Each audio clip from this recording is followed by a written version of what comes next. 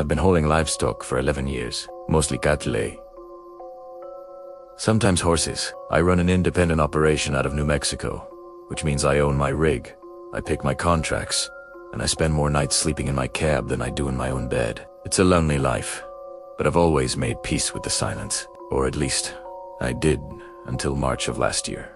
That was when I took a contract for a logistics company hauling beef cattle across the Four Corners region, New Mexico, Utah, and Colorado. The pay was incredibly high, almost double the standard rate. The dispatcher told me the previous driver had quit suddenly.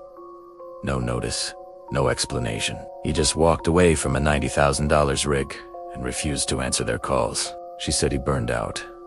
I didn't ask questions. I needed the money. I should have asked questions. The first few runs were standard. Long hours, empty roads, and endless desert. But on the third trip, things started to feel off. I had stopped at a designated ranch for an overnight layover. I parked the truck, unloaded the cattle into a holding pen so they could rest, and went to sleep in my cab. He woke up in the middle of the night. No alarm, no noise, just sudden alertness. I looked out at the pen. The cattle were acting strange. Usually, they spread out. But tonight, all 32 of them were huddled tightly in the far corner. Pressing against the fence, they were all facing the same direction, staring out into the pitch-black open desert. He rolled down my window to listen. One of the steers was making a sound I'd never heard before. It wasn't a moo, it was a low, vibrating hum, like it was terrified to make a loud noise. I shone my flashlight out into the scrub brush, but the beam only caught dust and rocks. Just coyotes, I told myself. But the next morning, I found the marks. About 10 feet from my truck, in the soft dirt, there was a drag mark. It was 6 feet long, deep and smooth, like something incredibly heavy had been. Puldor had crawled in its belly. There were no footprints around it. Just that long, singular groove in the earth, ending right near my door. Things escalated 2 weeks later. I was hauling a full load near the Utah border when a massive dust storm hit. The sky turned a bruised purple, then black. Visibility dropped to 0. I had to pull over on the side of a deserted highway. The wind was screaming, shaking the entire rig. I turned off the engine to wait it out. After 4 hours, the storm died down. It was dead silent and pitch black. I tried to start the truck to get moving, but the engine wouldn't turn over. The battery was completely dead. No cell signal, no passing cars. Just me, 30 head of cattle, and the dark. Around last p.m., the cattle started going crazy in the trailer. I could feel the trailer shaking as they slammed against the walls, trying to get away from the roadside. Then, they went silent. That is, when I heard the footsteps. Crunch, crunch, crunch. Something heavy, walking on 2 legs, circling my truck. It circled 3 times, slow and deliberate. On the 4th pass, it stopped right outside my driver's side door. Primera saw to frozen hands, gripping the steering wheel, staring straight ahead. I didn't dare look out the window. 10 came the breathing, a wet, rattling breath, inches from the glass. It sounded like a dog sniffing under a door, but deep and heavy.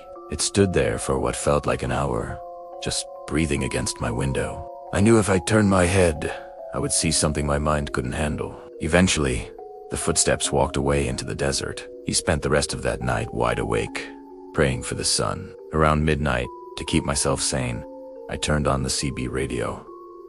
It was mostly static, dead air. But then, a voice cut through. It was faint, broken up. It said, "Stranded driver, Route 160. Assistance." My heart leaped. I grabbed the handset. "This is a stranded driver on Route 160. Can anyone read me? Primera needs help on silence." Then the voice came back. But it wasn't another trucker. It said, in a distorted, flat tone, "This is a stranded driver." On Route 160 it was my voice, but it sounded like it was being played back by someone or something that didn't understand human speech. It started rearranging my words. "Driver. Need anyone. Stranded." Read me turned the radio off and sat in the dark, trembling. I realized then that whatever was out there wasn't just an animal. It was intelligent. And it was mocking me at las 3 a.m. I made the mistake of looking up, about 50 yards away, at the very edge of where my parking lights faded into darkness. Something was standing. It was tall, extremely tall and thin. It was pale white, like a grub that lives underground. Its skin looked wet and glistening. It stood on 2 legs, but its posture was wrung its knees. Looked like they bent backward. It was just standing there, perfectly still, watching me. He stared at it, too terrified to blink. And then, it did the worst thing imaginable. It smiled. I saw its mouth widen, stretching too far across its face, opening into an impossible, dark grin. It held that smile for a long moment. Then, in one fluid motion, it dropped down to all 4s. When it hit the ground, it didn't move like a man. It scurried. It crawled away into the dark with a speed that made me sick to my stomach. No human could move that fast. The sun came up hours later. The truck started on the first try. He finished the delivery and called the dispatcher to quit. She didn't sound surprised. Sehust sighed that route is hard on people. He thought it was over. But a week later, I was hauling a load of lumber on a completely different route, 3 states away. I pulled into a rest stop to sleep. When I woke up around 2 a.m., I looked out across the parking lot, under a flickering streetlight. Standing motionless at the edge of the woods was a tall, pale figure I'd followed me. For months, I would see it at the edge of my vision, on overpasses, in fields, at gas stations, always watching. I spoke to an old Navajo woman at a gas station who told me that there are things in the desert older than names. You haven't seen it in about 6 months now. I pray. It got bored. But every time I drive through the desert at night, I keep my eyes on the road.